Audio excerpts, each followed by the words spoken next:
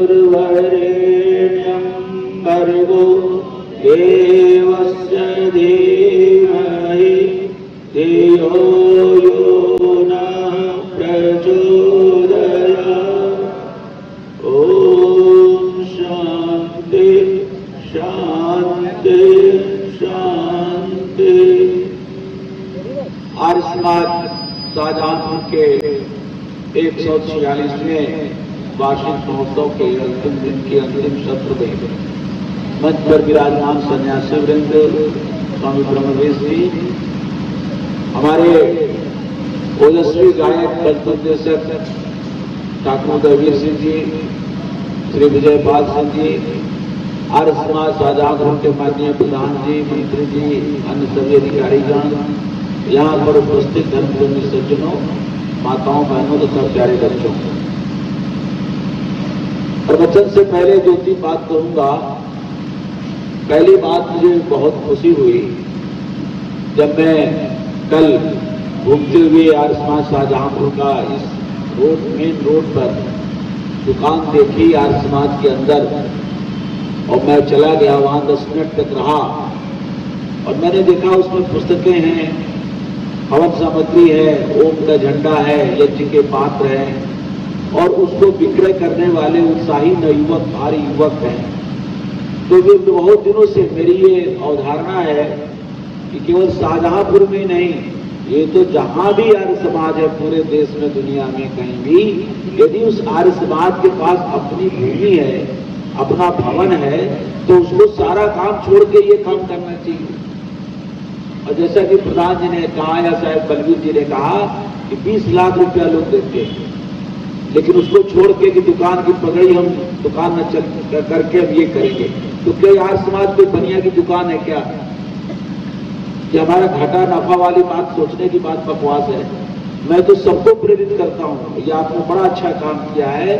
आर्य समाज प्रचारक धर्म है। एक बात और जान लीजिए, ऋषि दयानंद जब भारत में अवतीर्ण हुए और जब उन्होंने सारा पढ़ लिख करके कार्य क्षेत्र में उतरे, तो उन्होंने उनको सबसे बड़ी ग्लानि इस बात की थी, और आज आर्य समाज को भी ग्लानि पहले से कम हुई है, होनी चाहिए।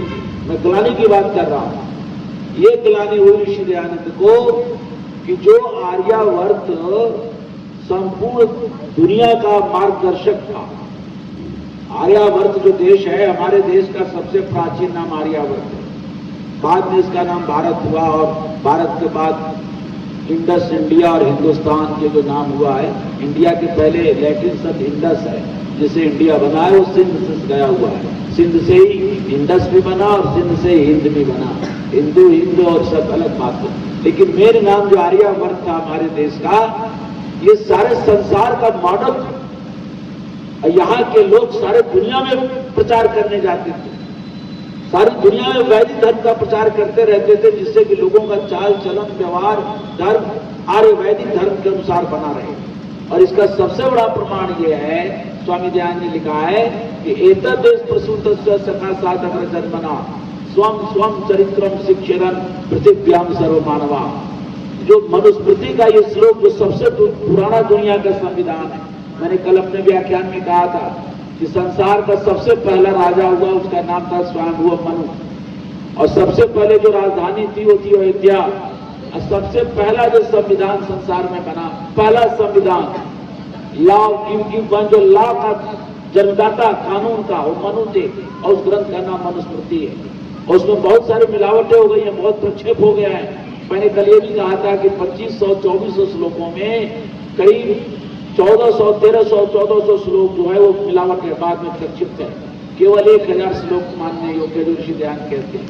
तो मनु ने कहा था कि सारी दुनिया में यहाँ के लोग जाते थे, और सारे दुनिया के लोग यहाँ के ब्राह्मणों के, यहाँ के ऋषियों के, साधु संतों से चरित्रम स्वम स्वम चरित्रम शिक्षेरम, अपने अपने चरित्र की शिक्षा प्राप्त किया करते थे। ऋषि ने यहाँ तक लिखा है कि देखो भाई, तुम इतने काहिल हो गए हो, इतने तुम लोग गिर गए हो कि जिस देश के राजा अर्जुन पाताल लोक अमेरिका तक गए थे, धृतराष्ट्र का विवाह गांधार में, गांधारी आज जिसको अफगानिस्तान कहते, वहां की रहने वाली लड़की गांधारी से शादी हुई थी।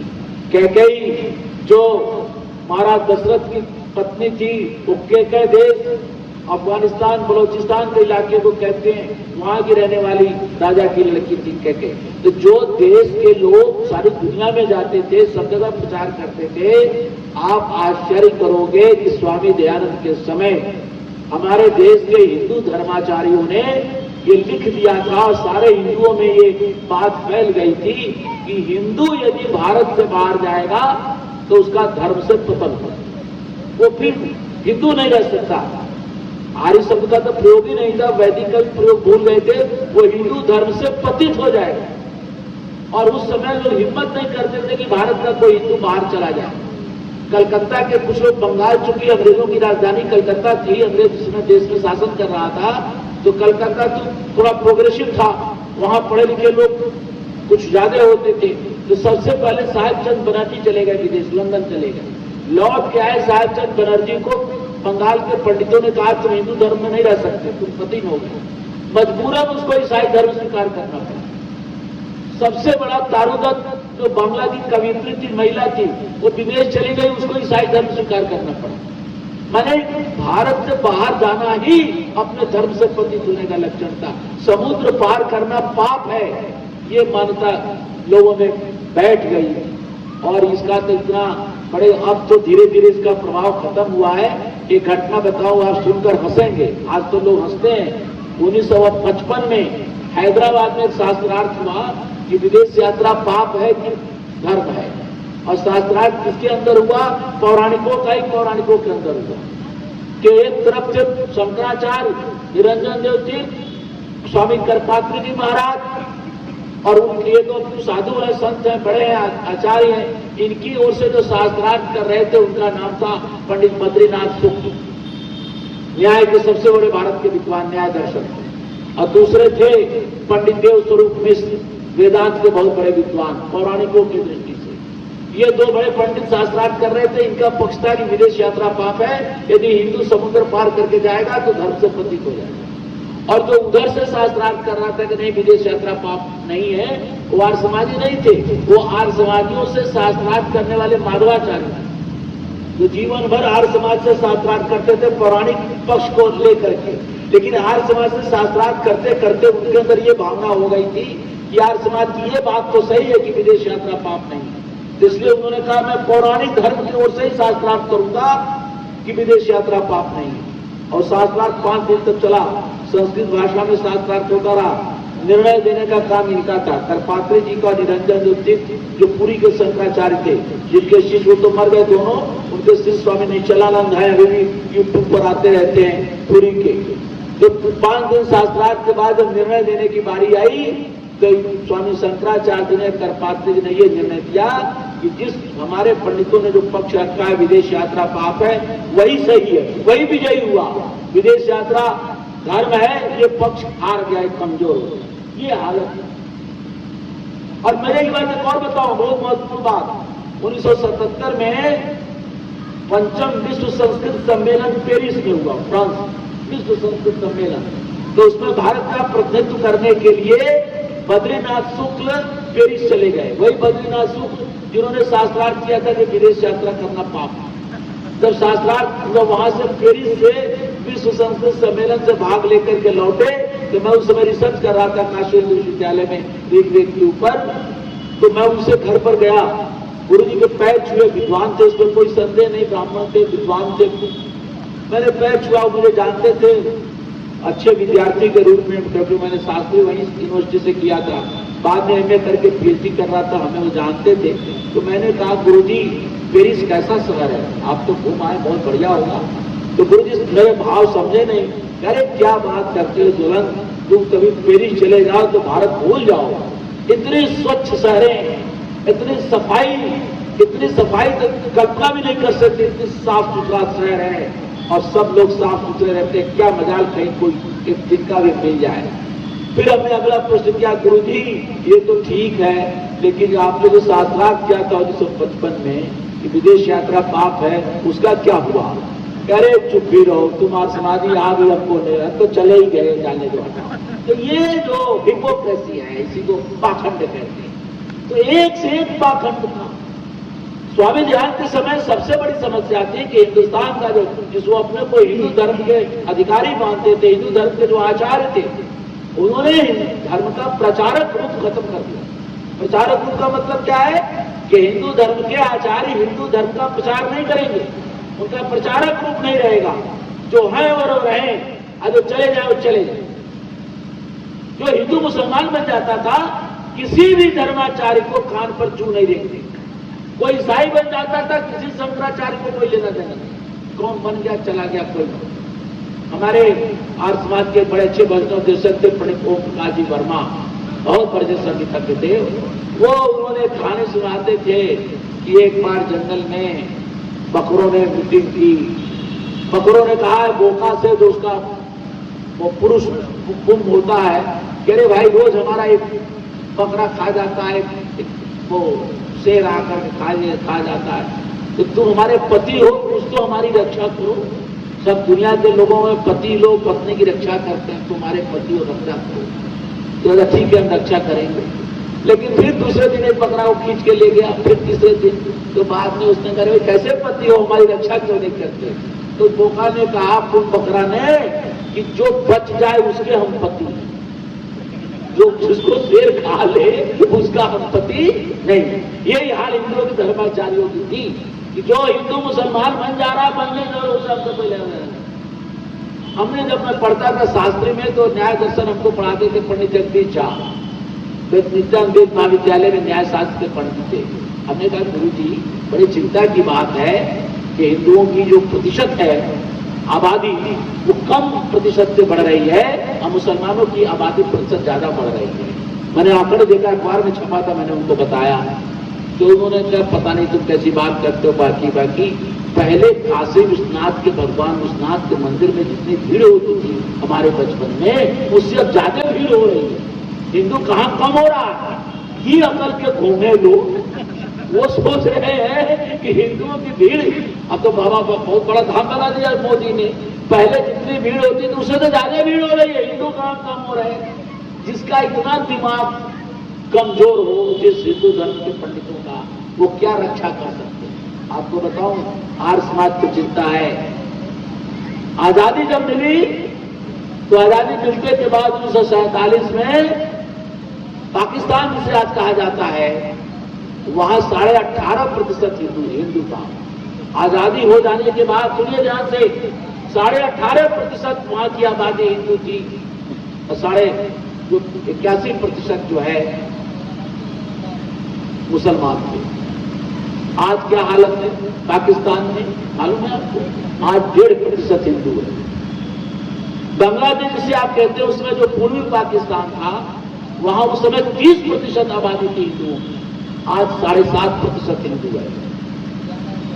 भारत में किसी को चिंता नहीं है, आरएसएस और भाजपा को छोड़कर किसी को चिंता नहीं। मैं किसी पार्टी का मेंबर नहीं, लेकिन सच्चाई आर्य समाज का आदमी सच्चाई सच बोलता है।